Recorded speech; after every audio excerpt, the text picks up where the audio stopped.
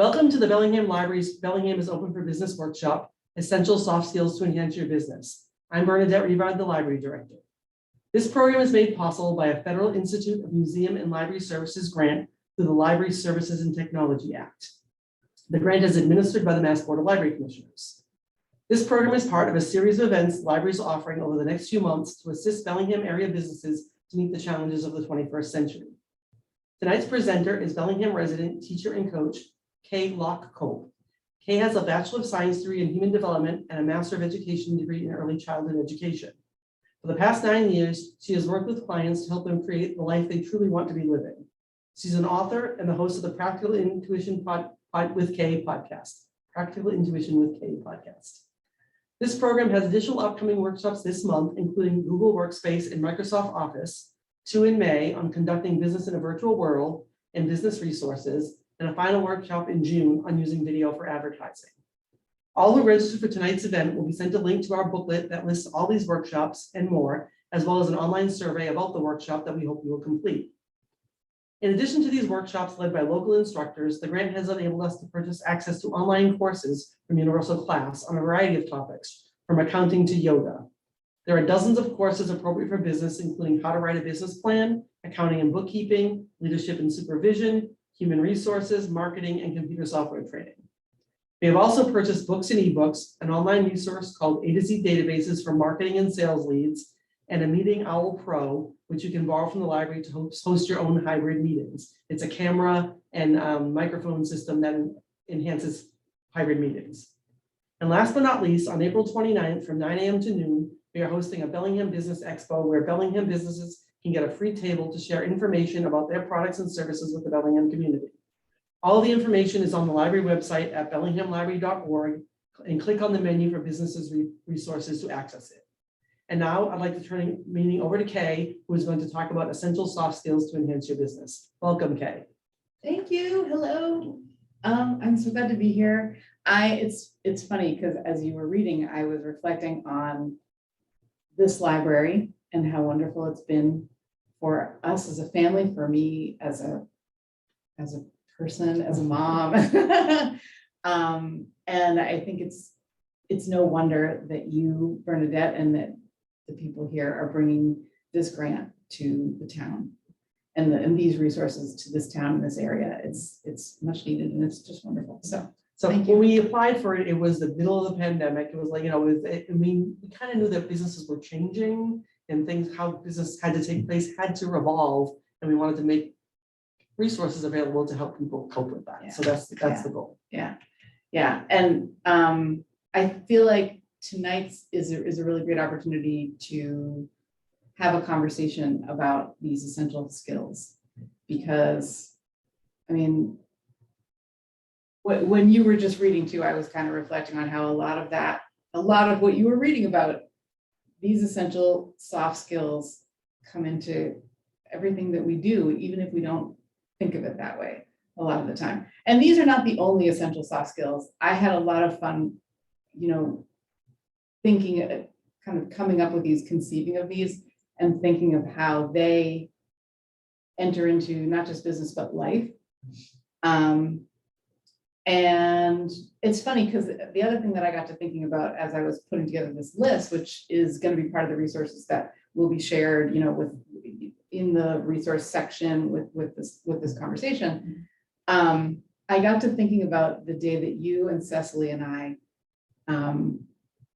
were planning today's, or we're discussing what we might talk about tonight, and that was the day that we had been to a big store in the local town, which I don't want to name them, but we got to talking about like, what do businesses need? And my husband and I had been to this particular store, and I was there for vegetables. We were there for salad.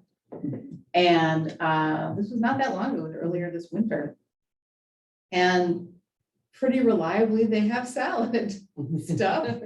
And this particular day, they didn't. Instead of having, there was not a vegetable in sight, and all of the vegetable bins were taken up with meat.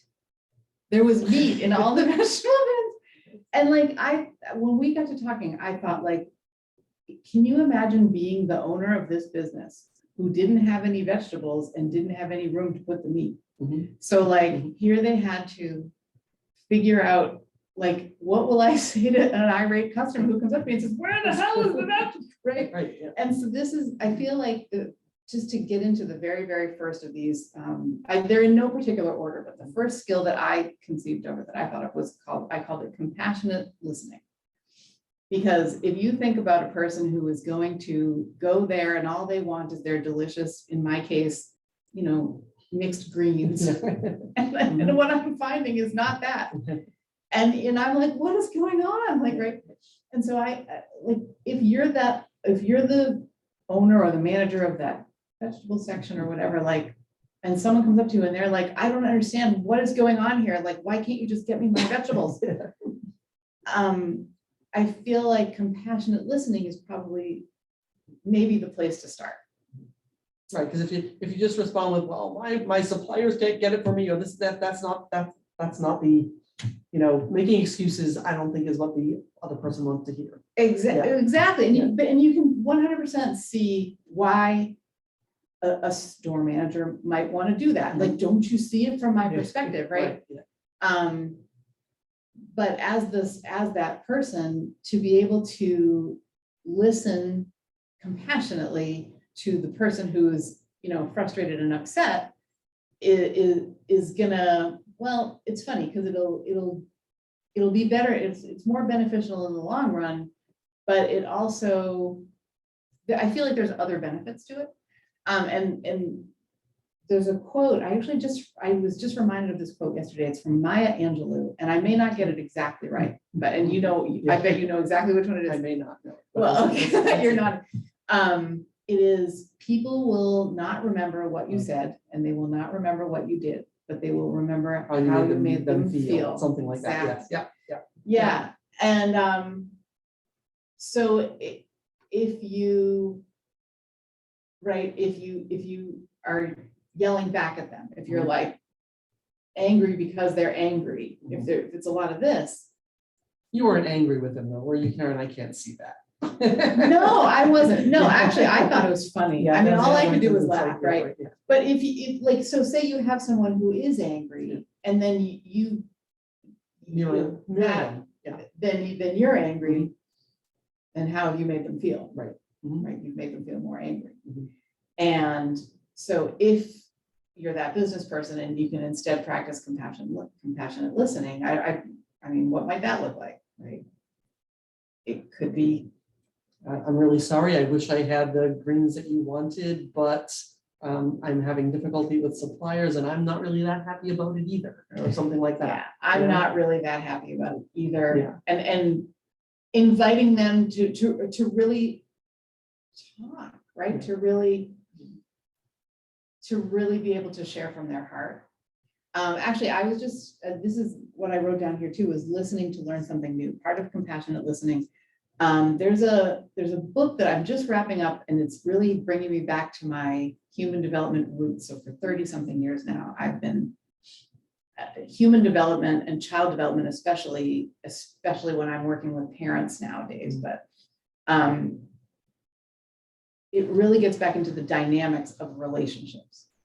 And this book is called The Relationship Handbook, and it's by this guy named George Pransky, and he and his wife Linda work together as therapists, as coaches, and I think I'm not going to sum it up as well as they do, but they talk about how in our culture we will often think of listening as the ability, if we've been really listening well, what we're going to be able to do is kind of regurgitate back what we've heard.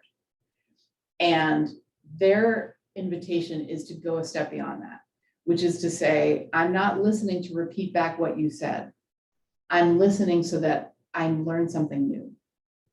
And that's kind of where the compassion can come in, because now you're really. So it's not just summarize, because I've heard of like just somebody able to summarize what they said. I hear that you're upset about blah, blah, blah, blah, blah, or whatever that thing is. Yeah. But that's different than learning something. Yeah, right. So maybe this person came in and they needed a lot of lettuce because they're having their boyfriend's family over. vegan Oh, yeah, family right, over or right, something, right? And if you give them the opportunity to say like, I just don't know what I'm gonna do. Right, And maybe yeah. that was all they needed, was to just be heard. Mhm. You've learned something new. You could do the Miracle on 34th Street thing. We don't have it, but that store does. And that's so, and again, That's the information. That's giving them something new. right? Yeah. And you have, how have you made them feel? Like they now know something about you. You will, like, it's not all about money for you. Mhm. You have gone outside of your own, like, I'm blanking on words, but like Like comfort zone or your own. comfort zone isn't quite No. it. Like a business person might say, well, I can't tell them about the Miracle on 34th Street because like, that's gonna take my business away. Right. Yeah. But oftentimes, like, my kids go to a school called Bay State Learning Center, and it's an alternative high school. And the executive director over there, or the former executive director, now the business manager, often says, we are not the only kind of alternative high school. And so very often I tell people, he says, Mhm. about the other ones, because maybe we're not right, but maybe they are. And it inspires a lot of trust in him, because they know that Right. he's gonna have their best interest at heart, not like, what's it all about for me? It was kind of funny because the Miracle on 34th Street thing is Macy's and Gimbals. And, Macy's was sending people to Gimbals, and then they realized it was good for their marketing, it was good for their image when they didn't have something to just say you can get it at the competitor. And, it became they both were competing for each Yeah. other for the public relations portion of it, not really that they wanted to really help their customers. It was like, we look good because we're Yeah. telling people to send you. It's kind of a funny movie premise, but it is kind of, if you really care about your customers, you want them to get what they need. Yeah, exactly. And that, And I if you mean, can't provide it, you try to find a way to do it. exactly. And just doing that inspires trust. Right. Yeah, so that, I think that's, does that sum up the outward sort of compassionate listening? Mhm. Yeah. I think the learning something is a twist for me, though. That's something I hadn't really thought about. And I guess learning, and the only thing in that instance, where can I get it? And if they can help them learn what, or I'll have it tomorrow, or whatever that, whatever the answer is. I don't have it today, but I'll have it tomorrow. When is your vegan family coming over? Can I get it for you? Can I get it? If it's Saturday, we're good. Come back tomorrow and it'll be here. So just to giving as much information as you can to try to deal with the situation that's in front of you. Yeah, and helping that person feel seen, Yeah. I think, and really shown up for. Mhm. So it's interesting, because the way that I conceived of tonight is that we can talk about the outward with other people, but then I also wanted to think about how can we turn these skills inward for ourselves, Mhm. because we can show up for ourselves using these as well. And I don't know, I'm curious, Bernadette, if there's a way that you could see, and there's no like wrong answer or right or wrong answer. Is there a way that you could envision compassionate listening showing up within you, if that makes any sense? I think sometimes giving yourself a break when you do something, you feel like you did something wrong. Is that kind of that? Yeah. And I didn't mean you, you- like, to put you on spot. I No, meant but within yeah, us. right. You make, and just you made some kind of mistake that you feel is embarrassing or you feel is, and just kind of giving yourself the space to let it go. Like stuff happens. Don't beat yourself up because you made a mistake. Yeah. It's because, everyone makes sometimes very public mistakes and they are somewhat embarrassing, but don't beat yourself up over it and just give yourself the same grace you would give somebody else. Because you're more critical of anyone, I think, is more critical of their own performance or their own reactions than you are of what somebody else does overall.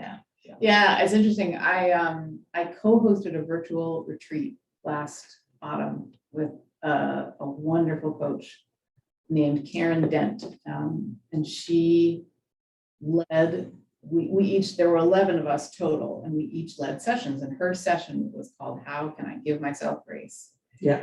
And what she did it on was like, if you could envision something some goal that you fell short on, some mistake that you made.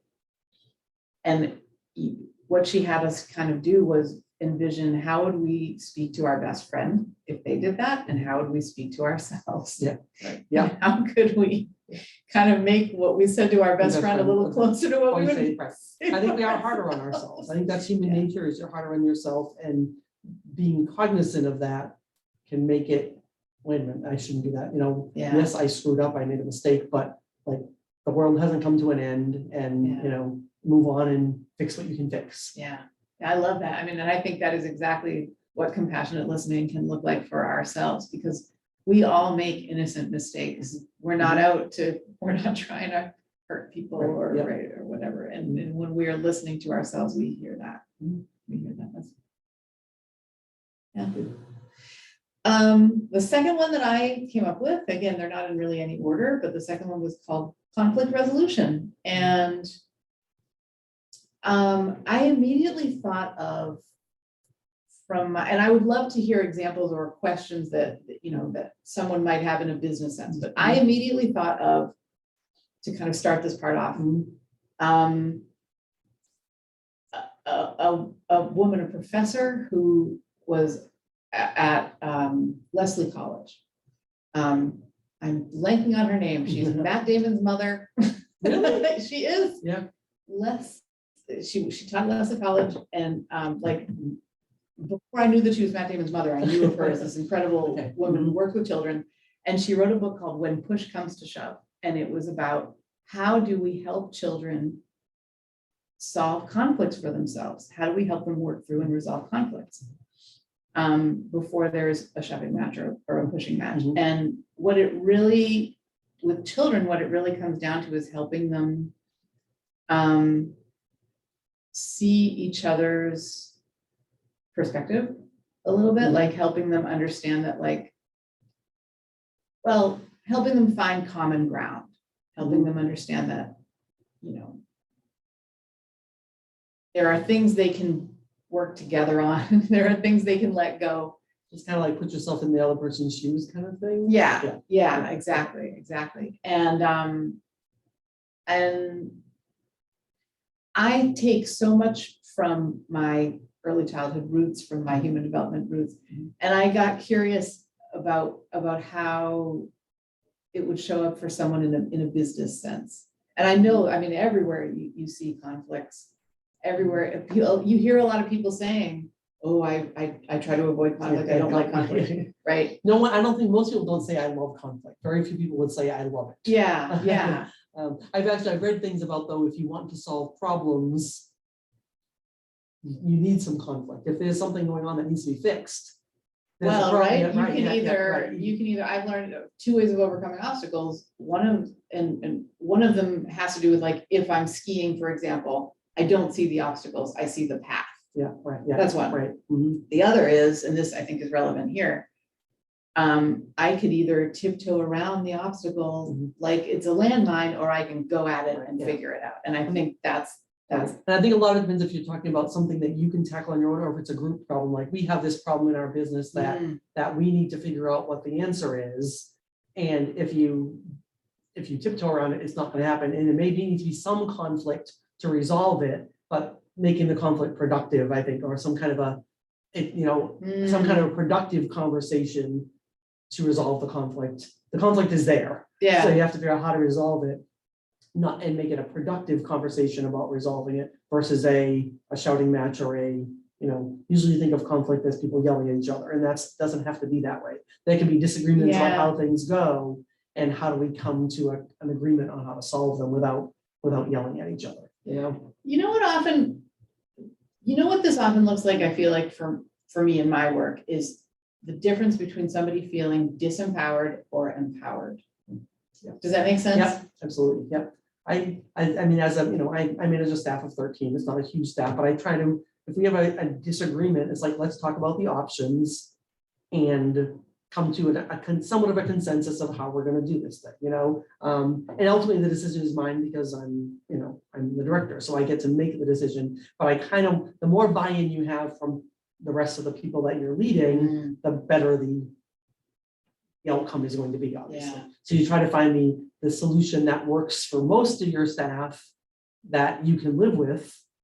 And it may not be exactly what you would have done, but it might be a better thing, because you're not doing everything. It has to be executed by other people. So you need to do what's in their comfort zone too. Yeah. What I love the word buy-in. If you're at the top and you're saying, listen, it's gonna be the, I mean, you do hear a lot of times in offices how people are being told like, great news, you're all gonna be required to be back here on May the 12th. Yeah, right, yeah, right, And yeah. people are like, are you kidding? You're Yeah. treating me like a child. Yeah, I've right. had no say in Right, yeah, this. right, yeah. There was a lot of that with the pandemic led to a lot of that, people. And I think you have to have people, I think you can, if you really need them back for your business reasons, you have to make the argument why it's important. And you have to give them time to figure it out, because obviously people might have childcare issues, they might have, a lot of things change and people's lives were revolving around this new paradigm. And you can't just pull it on them the next Thursday, you gotta be here, because Yeah, you said that, but you need to make a good argument why you gotta be there. And I think there are some of that remote work. There are plenty of people that can do a lot of work from home and don't need to be physically in the office every day. And, as a business owner, you need to be able to figure out who those people are and what their roles are. And it might not always be fair. How come she gets to work from home and I don't? Let's say they're not the person that answers the phone. The person that answers the phone has to be, that kind of thing. And how to make it as fair as you can, but really relate to what your business needs are, because you can't let the business needs go either. Do you think that there's a part of it that is giving people decision-making power for things that are really like, again, coming back to children, a lot of times what a parent can do with a 3-year-old, for example, is give them the choice of t-shirt. Give them something that isn't as important, but, and I don't mean to belittle this, right? I don't mean to, it's not about giving people the adult equivalent of choice of t-shirt, but like, are there ways to give folks real important decisions? And also, I don't know, does that make sense? I think I need a specific example to think of into that with using that work at home example. It might be, okay, I get you can't do this now, but maybe in 3 months you'll need to come in 2 days, some kind of compromise. And let them know what the end goal is. The end goal is you're gonna be back here 5 days a week within a year or whatever that number is. But let's compromise in the meantime to see how to give you time to, to make that happen. Maybe another way of saying conflict resolution too is co-creating a plan. Right, yeah, working together on what works. Yeah, I think that's a good manager works with their staff to come up with solutions together. Yeah. And checking in along the way, right, to make sure that, and really helping people feel, this keeps coming up, feeling heard.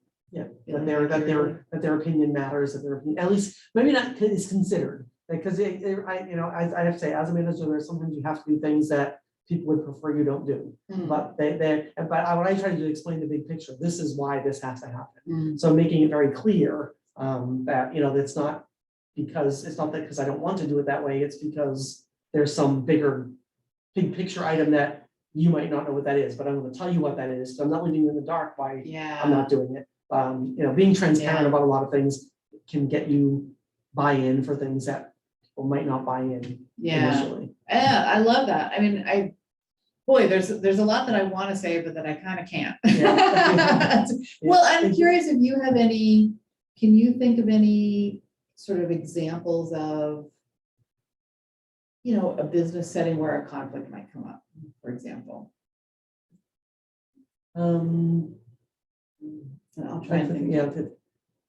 And like between employees or between customers or there's several different the examples that are coming up for me are like sort of specific to family members, right? Or things that feels I don't want to, that aren't my stories to tell.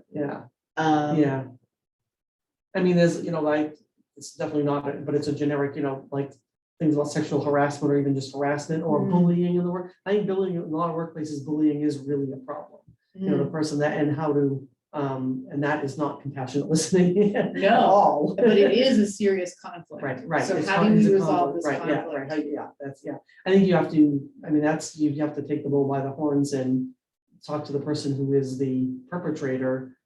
And I think, I hate to say this, but I think sometimes just people's personalities are that way. And I don't know how changing personalities that's not possible. I don't think so. If someone is, but I think that's a somewhat common thing in a lot of workplaces is, and if you're in charge and you see it among your staff, that's somewhat might be easier to fix. But what if your boss is the bully?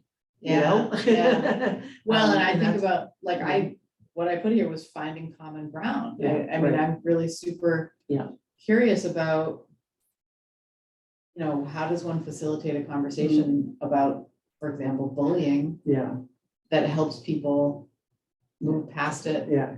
I helps think, people function as a team. I mean, you'd have to deal with the issue, and then people saw that it's to the manager, you have to see it's been dealt with, and then, okay, this is dealt with, then we can move on. Yeah, But if it's not dealt with, it's just gonna fester, and it's gonna it gets worse, Yeah, yeah. it's a hard. yeah, that is a really interesting question. Yeah. And I think that, maybe it's also a place where some of the other soft skills can be helpful. Mhm. Like resolving conflicts isn't, I think, a simple thing. No, it depends how deep the conflict goes. Yeah. So what about when we have conflict within ourselves? Everybody, I think everybody does. If you're a thinking person, you probably do. Yeah.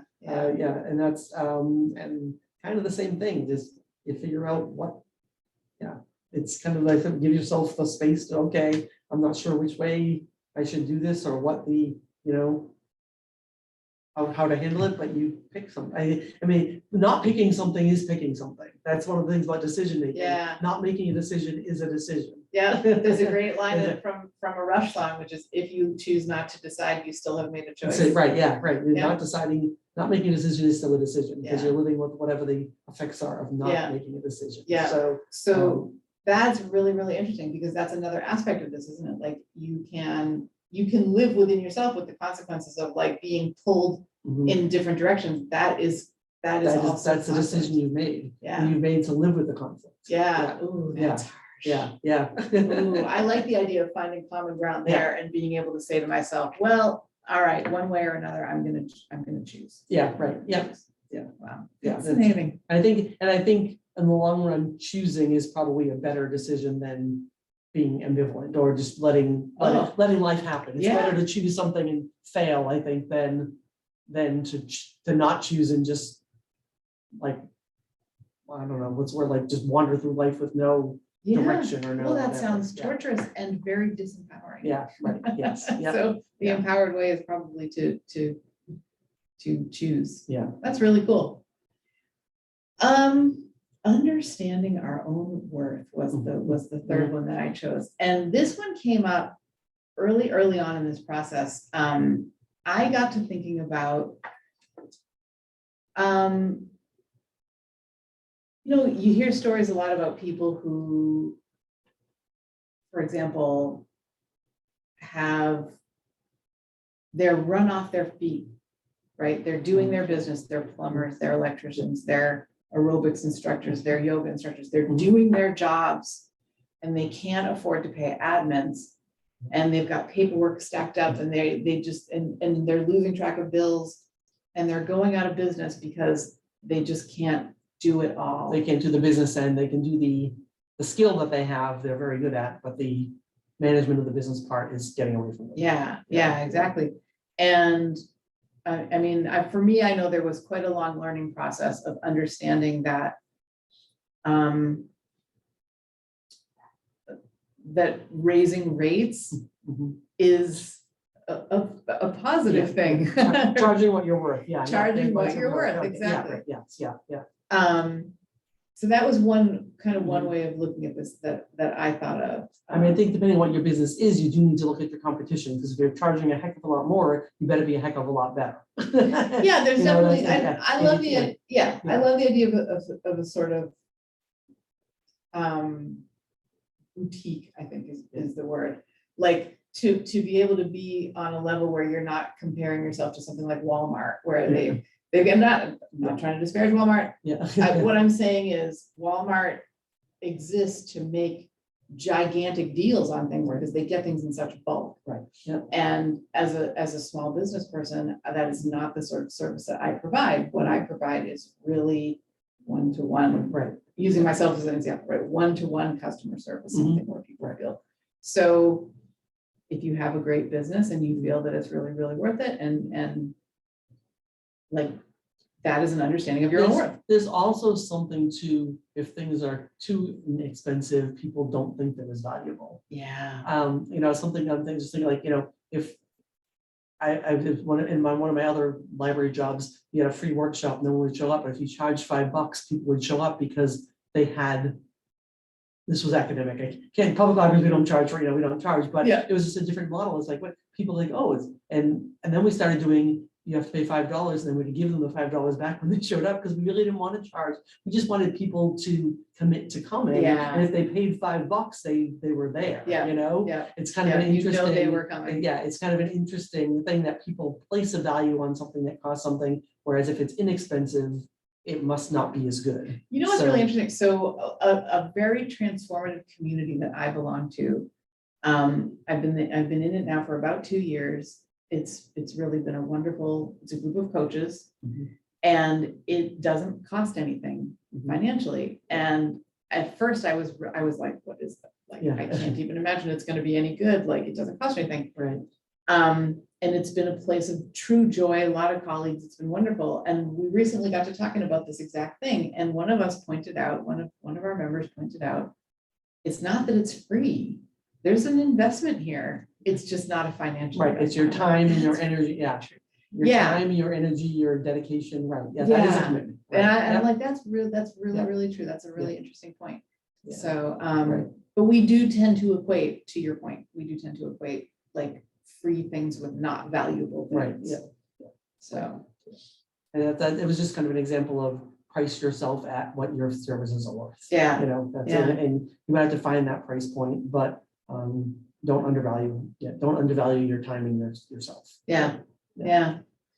yeah. You hear a lot of, just off, you hear a lot of stories about, like, there's a band, it's like, oh, why don't you play for free? Because it's publicity for you. It's like, no, that's their job. Yeah. You should, it's publicity, they don't, it's not, they're artists, they deserve to be paid for the work that they do. It's not Yeah.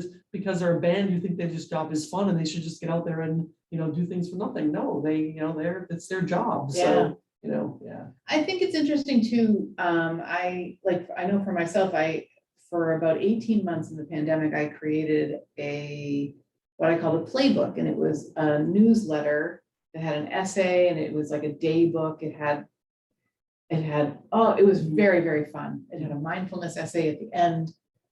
And I charged a premium price for this. Mhm. And subscribers loved it, people raved about it. And I did hear from a woman who livid that I would charge so much for something that, other magazines you could get for $5 a month or something like that. And I remember being like wrecked by it, Yeah, right, yeah. by this criticism, right? Yeah, mhm. And having to come to terms with the idea that this thing that was of such value to some people was not of any Yeah. value to somebody else. And it's like, letting go of the idea that like I could control for any of that. Anyone's reaction to what, right, yeah. You can't, that's and if it was, for me, it was someone that you wanted as a repeat customer, you might give them a discount on the next thing if you can't, if it's someone that you're trying to be a customer, but that's like intellectual content versus a thing, it's not like you bought something that didn't work that you need to bring back and get a new one or whatever, Yeah.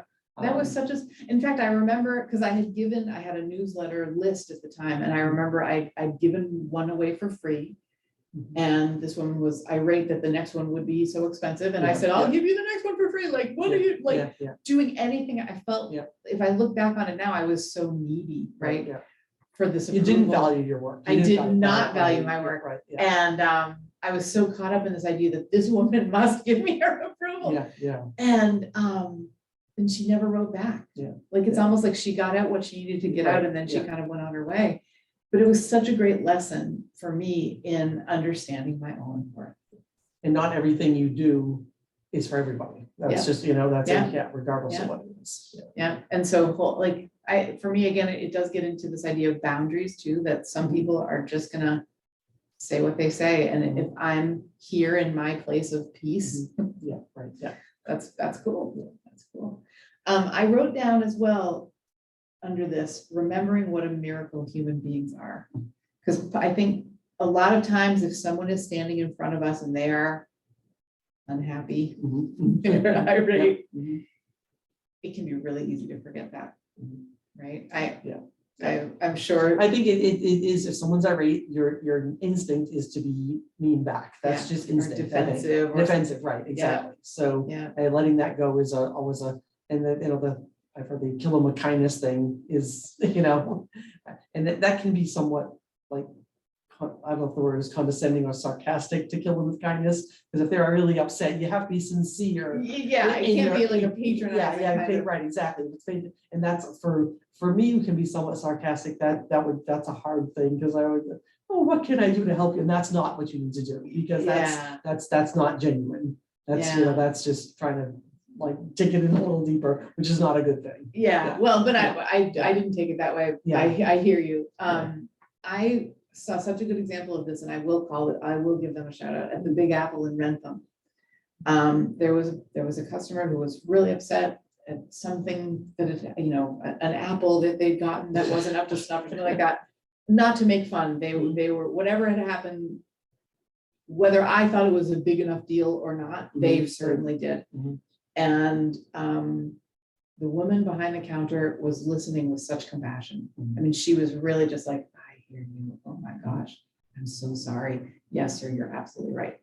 And I just thought, here is someone, I don't know if I could be that patient, but wowie, is she just recognizing that there's a human being in front of her who had a terrible experience and is now needing to talk about it. And I was like, wow, that's amazing. And the other thing about it, as far as customer service training, a lot of things I hear is, it's not about you. Whatever they're upset about, it, you don't know what happened at their home when they left before they came here. It might not be about the apple. It might be that their mother's in a nursing home and they have no one to do this or whatever. And then just this apple is the last straw. So just not something that they can finally let loose about, because all the other stuff but they can't. Right, exactly. So you don't know what. It might not be about the thing that is in front of you. Yeah. That's really true. And I mean, it's funny because when I think about looking inward for understanding our own worth, I mean, I'm tempted to share a bigger story, but I think the way that I will say it is, so we are now, it's April the 4th. So in 26 days, I am flying to England to walk a path. It's going to take me 3 weeks to walk the coast to coast path. And this started because a year ago, I was asked a really interesting question. And the question was, how do I want to feel in a year? And I didn't know how to answer because I was so caught up in just not feeling well.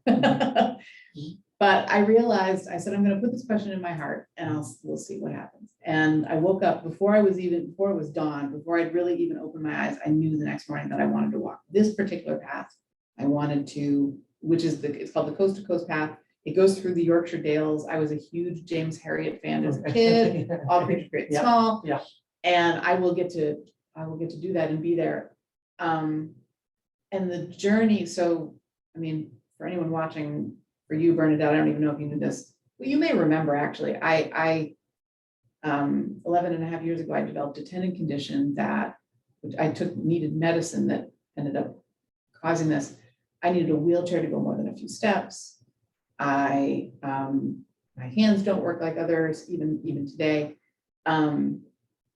Like I've had a lot of physical challenges, and the training to be able to do this has been transformative. Like to be able to. So how many miles is the total? 192 miles. In 3 weeks. In 3 weeks, yeah, Okay. Which is pretty slow, to be honest. Most people do it in a lot less time.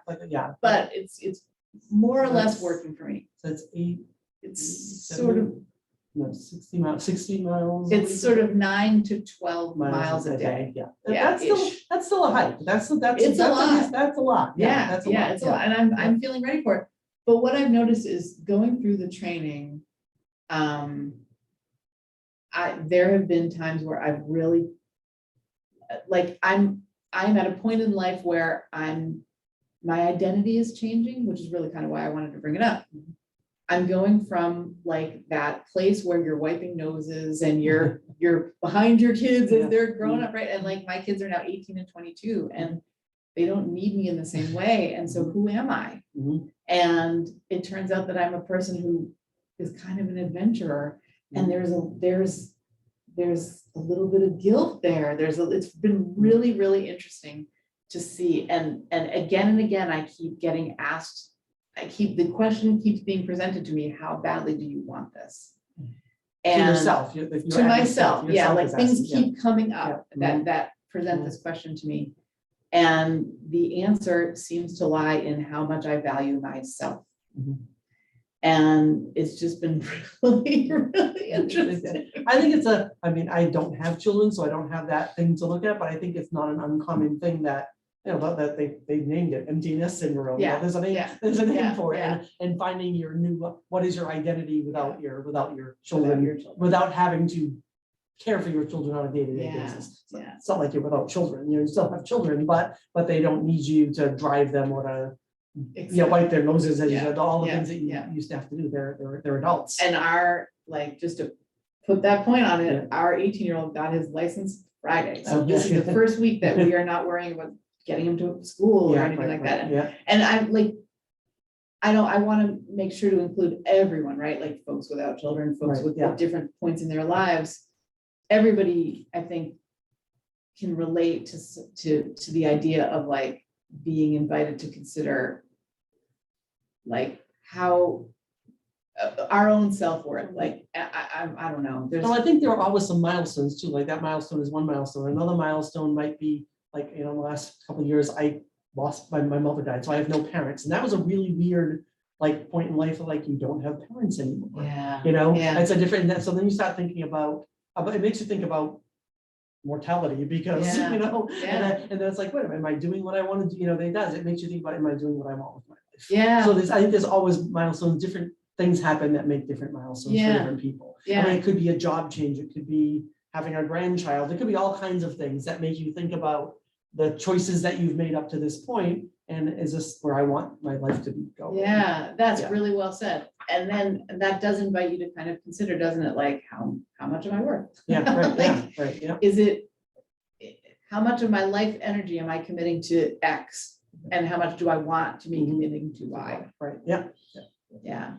And it's this, and I think depending on what your career is, some people have a lot more flexibility with that, with how much can be why. If you're working trying to make a living to put food on the table, you might not have a lot of why stuff that you really can do at any given point in your life. But I think that change happens and you have an opening, say, okay, I have a story. A friend of mine moved to San Francisco in the 80s, right before the big earthquake at the end of 89. And she had a friend that she had met that was working for some Silicon Valley corporate thing. And after her apartment was demolished in the earthquake, like little crumbles, and she actually stopped. She quit her job and started making puppets and doing puppet shows for a living because life is too short. Because like, why not? Life is too short. Something she really good, and now she actually is an audiobook.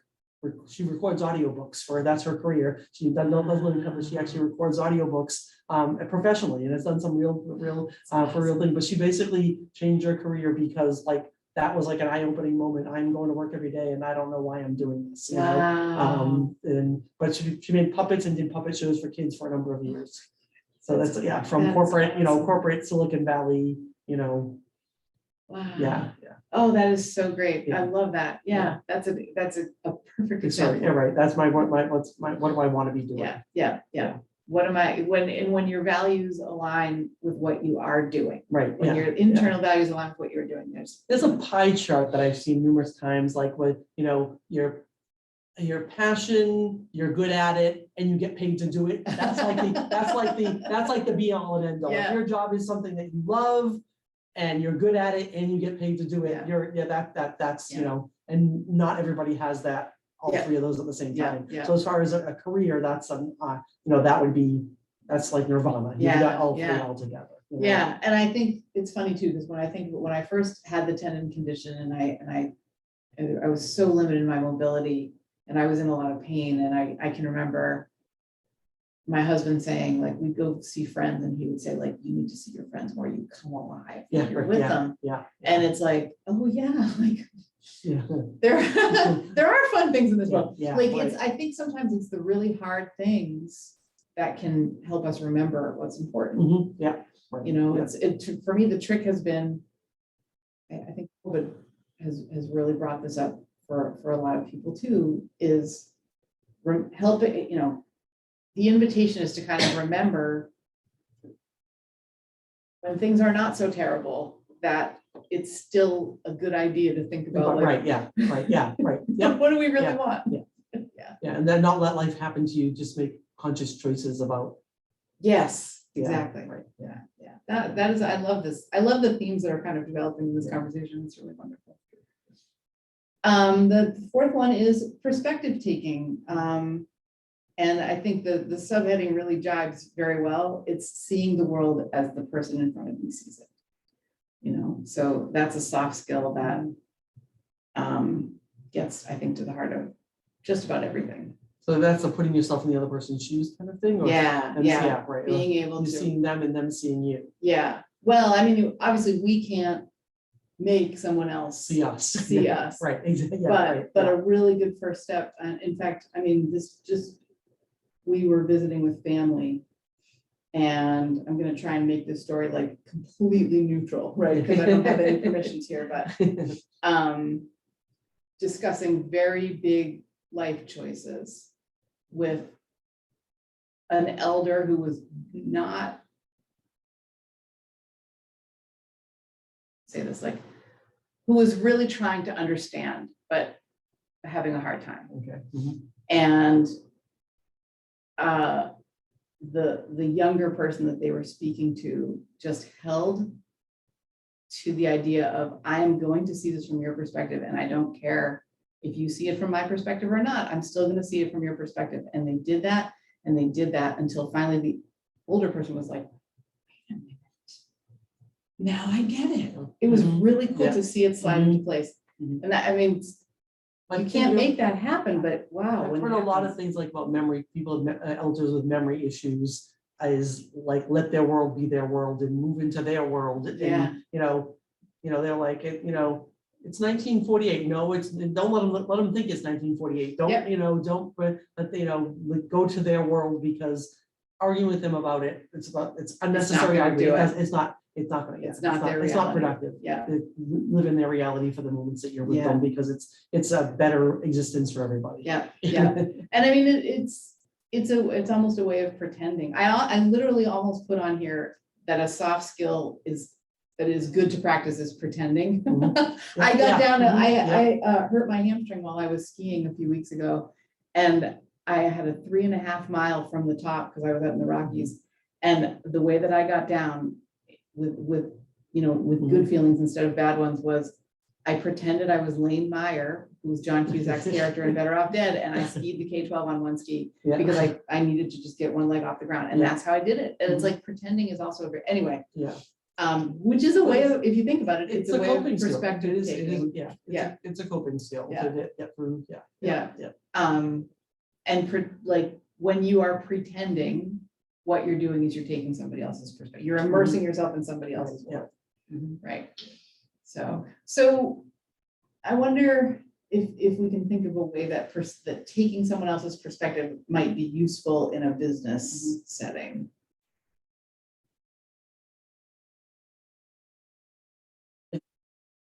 I'm just trying to pick a business, like a restaurant or let's say a restaurant. Yeah. Okay. Yeah. So. A big spill. Yeah. So, like, one person's the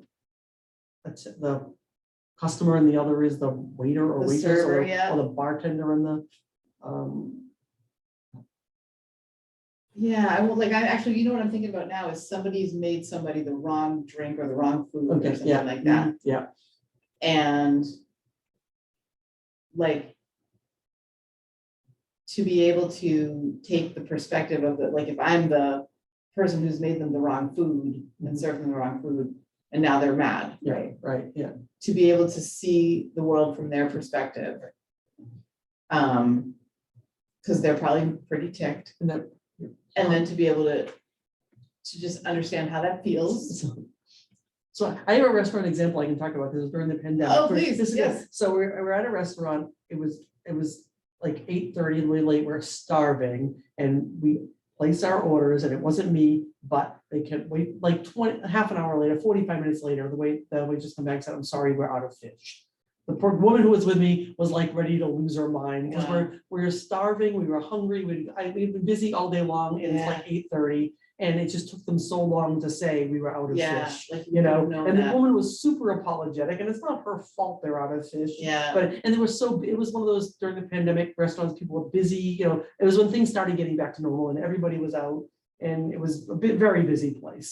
And she ended up, she just said, I'll have French fries. And she was trying not to be mean to the woman, but she just ordered, you know, the rest of us got our, and it was not a fancy restaurant. It's not like it was a fancy dinner, but I think she had like a fish and chips, you know, dinner. You know, it wasn't anything fancy, but they just they ran out of stuff because we were late. And it's like, oh, if we got here 2 hours ago, they probably wouldn't have been out of fish, you know? Yeah. But and she was very good because she wasn't mean, but you could tell that she was very disappointed.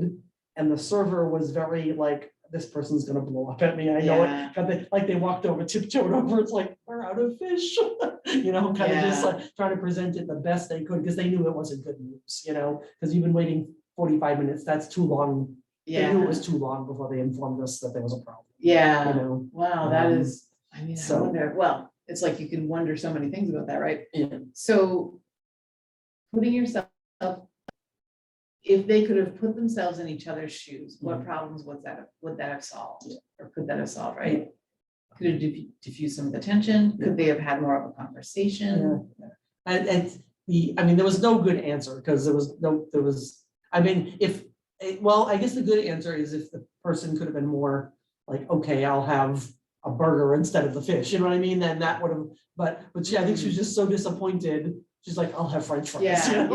yeah. And I think that was kind of a little bit of a flippant, kind of, you know, okay, I'm not going to compromise and get something else just because I feel that this was handled badly. You know? And the waitress knew that it was not good news. I think everyone did somewhat the best they could in the situation. They probably were. I mean, certainly I would imagine that the waitress was like, well, if I'm putting myself in her shoes, she's pissed. Right. And then, I mean, what I could have, and if I was the business owner, I would have given that waitress the authority to whatever you want off the menu will be free for you. Yeah. You know, that would have been a nice thing to do. Yeah. You know, I'm sorry I'm sorry it took so long to tell us you were out of fish. What would you like? And we won't charge. I don't think they charged for the fries, but it was French fries. You know, I was like, you know, that should have been, and it wasn't made up front clear. Look, what would you like? We'll get you it, whatever you like for free. You know, that's a concession that you could make that wasn't upfront. So that's putting issue. What would you expect on the other end? You'd expect them to try to do something to make you feel better about the fact that you waited 45 minutes to know. That's So, interesting. I had a recent experience at my massage therapist where I showed up for my massage, which I had signed up for and got the confirmation and everything like that. And there was a woman there sitting next to me. And she finally leaned over, we're both waiting. And she leans over and she says, if you're here and I'm here, and we're both waiting for the same person, then I think one of us has made a mistake. And I was like, maybe. So we're both busily checking our emails. And it turned out that she had made a mistake. And my heart went out to her. I mean, she actually left in tears because she thought she had arrived thinking she was going to get massage therapy and she couldn't.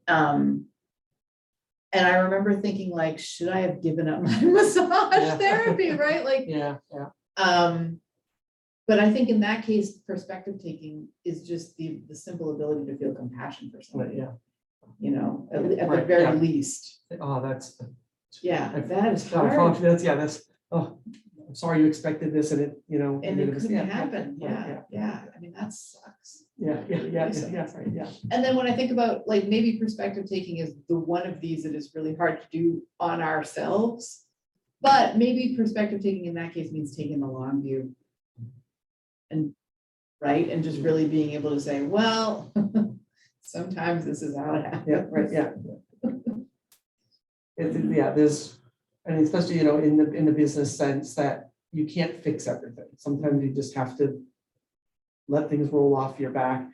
So I'm just thinking of as a business, and I mean, we have some social media stuff, but I think in a world of social media, businesses have a whole different challenge because people out there are just kind of mean. They'll come out and say, you know, I was at this blah, blah place and they did blah, blah, blah, blah, blah. And then, do you respond? Do you not respond? Do you hope your other customers, I've seen other people jump in on those things like, hey, they made a mistake, give them a break. Did you complain to them? Don't just hop on social media and, disparage a business that you haven't given the opportunity to fix the problem. But I can understand, I would have a hard time not like typing back, but I know the answer is not to engage, because engaging it's not gonna happen. Yeah. So I think social media is a really interesting area. And I do have a small business, and the way that I have learned to do it is, well, two things come to mind. One is a friend of mine wrote a post. He's a very successful coach who has about the funnest social media that I know. And so currently he's in Costa Rica, and he wrote a post a couple of months ago that was called "The Guy in the Red Speedo." And it was all about this guy that he was like, nope, there's no pictures. So I was like, damn. But there's this guy who walks the beach every day in a tiny red Speedo, very proudly. And the point of this post was, this is not a guy who's worried about what other people think.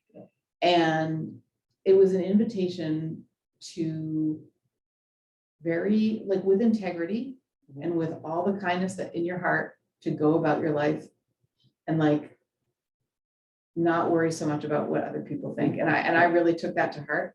But then the other thing that comes up for me in terms of social media is, this has been really helpful for me, is the idea that like when somebody finds you in the socials, try to make it so that it's not a surprise, right? So in other words, like if you are, a kind of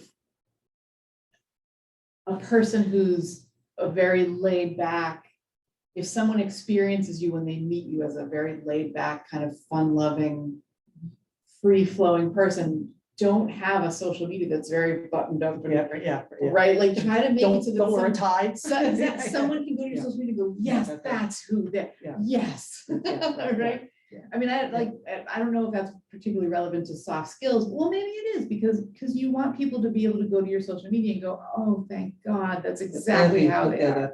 That is what I meant is what I perceive here, or something like that. Yes. Yeah, exactly. So yeah. Any other thoughts on perspective taking? It's putting I think it is looking at it from the other side and making sure you're considering that before you take action on things or before you react. Yeah. Very well said. And then the last one that I have, there's one bonus one that I do want to get to, but this one is called interlacing. I have underneath as understanding our essential interconnectedness. So I have someone who was advising me when I first started preparing for my trip, this wonderful coach named Scott McKenzie, who shared with me, he's got a kind of physiotherapy background. And he was sharing with me that if I'm going to take my tendons on a walk like this, I'm going to have to treat them really well so that they will treat me really well. And it was this whole idea, right, of like taking care of them so they take care of me. And I got to thinking about how we are all interconnected. And like, when I think about that from a business perspective, I think it influences the way that someone comes into my world or the way that someone comes into anyone's business world. Is if I think of the sort of the universe as a place where everyone is interconnected, they feel that. And then they feel interconnected too, right? Does that make sense? Well, it's kind of I'm just thinking like the 7 degrees of Kevin Bacon thing, everybody knows that there's some reason, and that happens all the time. It's like, how does that person fit? And that happens to me, happens on social media. It's like, that person's friends with that person? Wait a minute, I know both of those people from totally different parts of the world. Like, I mean, and it's like a lot of it happens with, I've had people that lived here in Bellingham and I grew up in another part of the state, and it's like, those two people are friends. It's like, oh my God, she went to the same high school I did, and I didn't know that. Yeah. And it's kind of funny. I Yeah. saw you, we met you at a party one time. Right, exactly. And I was like, what? Yeah, right, It's in yeah. another town, And right? another, yeah. It's There's this wonderful essential interconnectedness, isn't there? well, the world is small. I think recently I read an article that you can be anywhere with the right flights, you can be anywhere on Earth in 24 hours, so you can get, you want to go to Siberia, you can get there, the world is a lot more connected. And then this makes it even more connected. Yes, and I mean, coming back to social media, right? Like I don't mean to belittle this. There are real legitimate concerns about it. Yeah. For children, for families, for adolescents, especially, I think. But I will also say this, there's two folks in particular that I consider myself friends with. One is a 7-year-old rock climber from France, and the other is someone that I have gotten to know a bit. And he is a gentleman with ALS, Lou Gehrig's disease, and to be friends with this person is to just know an inspiring person, just absolutely filled with grace. It's incredible. And we mainly connect these days in Instagram. Right, yeah, right. And that is, what a gift. Yeah, there are definitely pros and cons to social media, but I think it makes the world a smaller place. Yeah. And it makes you connect with things that you might not have connected to kind of somewhat randomly. Sometimes they're random things like you follow someone and then you see someone else that follows that they follow. It's like that, and that's even cooler than the first person that it's a more of a connection than the first connection. Yeah. And when I know that I'm safe, right? Because I think that for me that was a hurdle. And feel safe. There's so much to enjoy. And know that I'm not going to go down a rabbit hole that I will get stuck in for 5 hours. Right. That's the other. But I think the other thing with businesses is social media is a real opportunity for businesses to communicate with their customers too. Yeah. I mean, it's a whole different. It is a different. You don't need to. Yes, you can buy Facebook advertising, but you don't even have to. You can get your word out. And if you have a good network of followers, the word can spread about what you're doing. Pretty. I mean, I bought like small little things from local artisans that are just people that put it on their Facebook page, and some friend of theirs in town shares it, like, I want that seashell that you put your rings in when you wash your hands, those kind of little crazy things that you see, and that person got business from me because I saw it through a friend on Facebook, and I bought the whole library staff got those for Christmas one year, because awesome. So you can kind of so there is an opportunity for advertising there, and how to make those. I think there's the whole thing about connectedness is how to connect with those customers on social. We did actually, Bev actually did a workshop on social media for business, just talking about how to design the graphics and how to get people, what's the hook? Because there needs to be, writing a compelling thing that people, and a lot of it social media, this is video. It's, because people want to see something. It's a visual medium. So seeing something that is eye-catching is. I mean, these are all ways of promoting this interconnectedness, right? And I love that. Yeah. It's so interesting that interlacing is. I mean, maybe we could have predicted this. It's coming back to places where people would connect, right? And social media is a lot of that. So I really love that. And I think there is a lot of different ways of people connecting in-person places too. I think the pandemic made certain things people want to do, and they want to be where people are. They want to be hearing live music, which for me, that was the thing I missed most during the pandemic, was you couldn't go somewhere and hear live music. It was like, made me nuts. It was a long time, it's like, so that you can get, and that's where I felt that connection with people, that when you're in either a theater or a bar or wherever you are where you're hearing live music, or even live theater, you're Yeah. seeing something that you connect with the people that are around you because it's a shared experience. Yeah, yeah. We just saw our first theater. We just had our first theater experience since COVID. So Something good, what'd you see?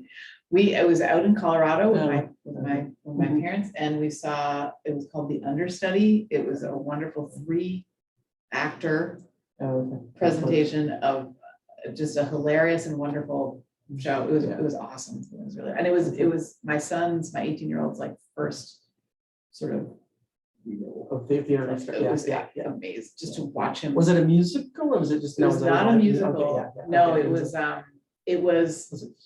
the premise of it was a Kafka play has been discovered. And the understudy to the main characters, and then the understudy to the understudy are gathering to rehearse.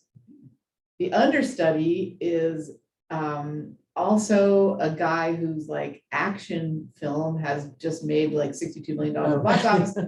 And the understudy's understudy is a poor sort of like out of work actor who was formerly engaged to the stage manager. And it's a comedy, and there's also all this Kafka-esque stuff going on. It was absolutely, and it was really, really well done. So it was great. It was absolutely great. That's because I have no musical talent or theater talent, but I love experiencing it. And that was my thing that I missed most with the music. Yeah.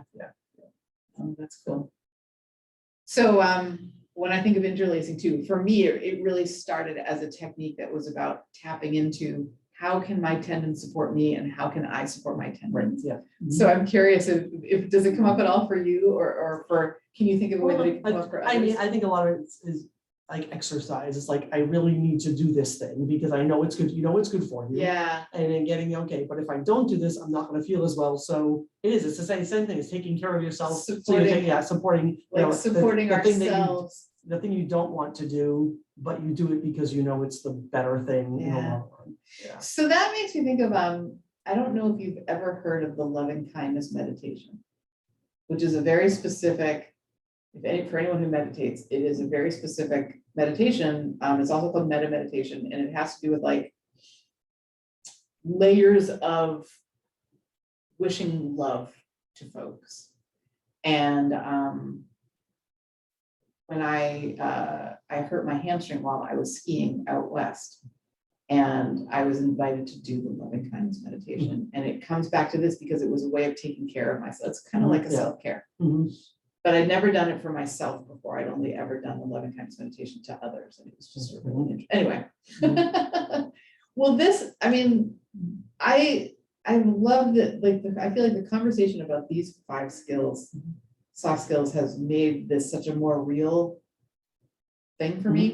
And I think, the concept of this was for businesses, but I really think this could help a lot of people in everyday life, not just the business thing. So when I do some promotion of it, I might say, hey, if you're into self-development or self-care, this is a great way to take a look at this, because it could, help you, anybody, not just businesses. Yeah. Oh, and there's one more. Oh my gosh.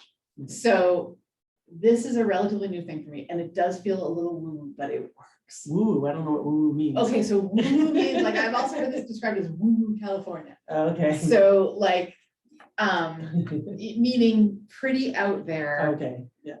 But so useful. And it is, the idea is that you first of all choose a feeling state that you like to be in. So, well, I'll tell you the whole thing and then we'll come back to that. So what you do is you put yourself in this feeling state before you do a task, before you do something that you kind of have to do or whatever. And what I enjoy most is talking with people about what their preferred feeling state is. So mine has developed into what I now think of as, it's 3 words for me: joyful, patient, serenity. The patient was the one that really took some developing. And when I'm encountering something challenging, when I am, getting ready for coaching conversations or to do my billing or to do anything, I put myself in this state of joyful, patient serenity, which I do not by envisioning something for the future, but by remembering past times when I've been in it. So I've recently become a huge fan of rock climbing. So for a while, the first time I ever did what's called a V1, which is like the very first levels of climbing. One of them is the V1. And I did my very first V1 in February, and I was so proud of myself, and it felt so good. That is joyful patient serenity to me, being able to do that. Yeah. And my 18-year-old played bass with his band and then got off stage and just felt this in what he described as elated contentment. That's his. Okay, yeah. My dad skis and calls it freedom. My mother finished up a rough draft of her latest novel and called it jubilation.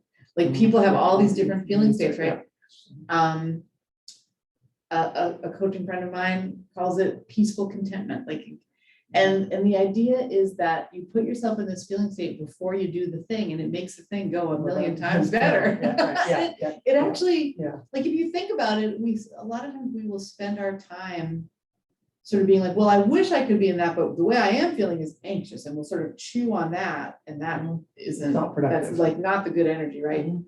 It is actually, I have found it to be very helpful, and I've seen it with clients, I've seen it with, with others. It's a helpful skill. It's kind of like,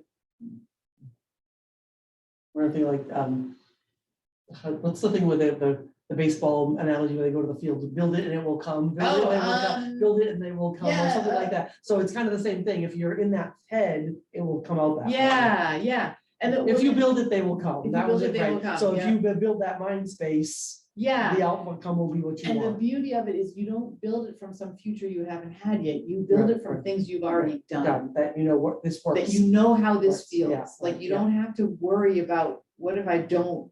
Right. You build it from something that you've already done. Took me a while to come up with that. If you build it, they will come. That baseball movie. And I'm I don't want to put you on the spot.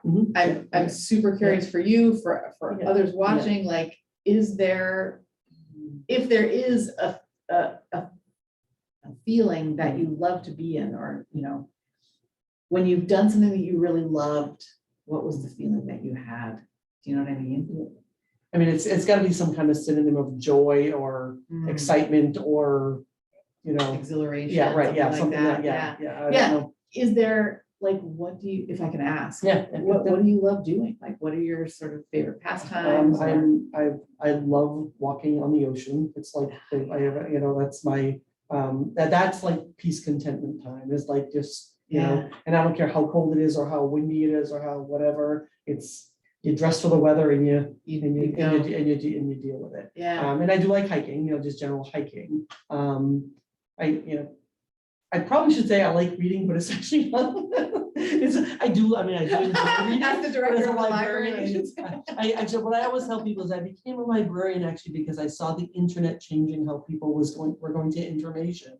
And I thought it was important to get some kind of control over that. So that was really when more of my incentive for becoming a librarian. Because I have a business, my undergraduate degree is in business. So I have a business background. I love that. So, but it was like, it was the mid 90s, like, this is going to change a lot.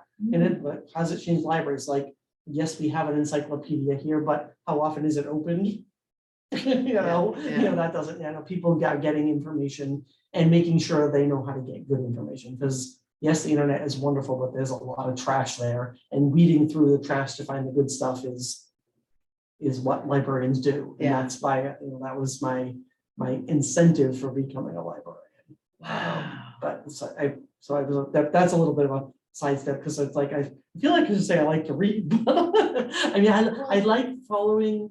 I love listening to podcasts. That's I miss sometimes when I'm not driving. I can't listen. There's not enough time to listen to all the things I want to listen to.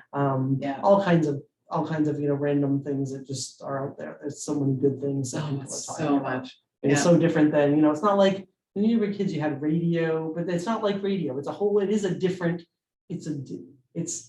I guess it's like somewhat like talk radio used to be, Yeah, but it's more topic specific and more bigger range of things people are talking about. there's so many good choices. Yeah, right, yeah, And such fun and interesting options, so many good rabbit holes. yeah, that's. Yeah. Well, I mean, I never knew that about why you chose the Oh, yeah, library. yeah. And it's interesting because just tonight we were talking about, my husband was saying, it shouldn't be called a library anymore. There's so much more. Yeah, It's yeah, so- and there's, there's more. There definitely is more to libraries than there were, and that's our challenge is getting that word out, what those things are, Yeah. you know? I mean, obviously people know with programming is big, you know, people bring their kids here for all kinds of things, and we do a great job at that. But yeah, getting the word out for your business. If we have the same challenges that those businesses have, is how do you let people know that they can borrow a sewing machine here? Yeah, yeah, You know? yeah. That's we do the best we can getting the word out, but yeah, and I think every business faces those challenges. How do you help? How do you get your customers to know what you do, or how do you reach your customers in the first place? Yeah. You know, Well, one answer is you put yourself in your preferred feeling state, and then you'll know what to do. That is how I've come to see it. I'll put myself in my preferred feeling state when I have a question on my mind, and then I'll know what. so I saw actually a funny meme on social media. It said, you know, in the old days when people would name their company A Plumbing, and there'd be AAA Plumbing and AAA Plumbing. Yeah. Now it was a restaurant. It said Thai food near me. Like, what do you do when you're somewhere? You say, so they named their restaurant Thai food near me. And that's how I thought it was kind of a funny reflection on that old fashioned thing, was to put yourself at the top of the yellow pages, which nobody's going to anymore. Yeah. So now it's how do I find people? Because what do you say? You know, coffee shop near me, Yeah. Thai food near me. Yeah. Yeah, so Yeah. they actually named the restaurant Thai food near me. That's just pretty funny. That is a great name for a restaurant. Well, I am so grateful for this opportunity. It was a and great conversation. I think it was really, I hope it's helpful for the people that are watching, and I think it really was a great conversation. Yeah, So yeah. thank you for your putting together the topics, which are great. The talking points are, what did you call them? You called them the skills. The skills. Yeah. that were articulating those is something that it's a skill to be able to pull those out to articulate them. So thank you. Well, thank you. This Thank has you. been a lot of fun. Have a nice night. Yeah, you too.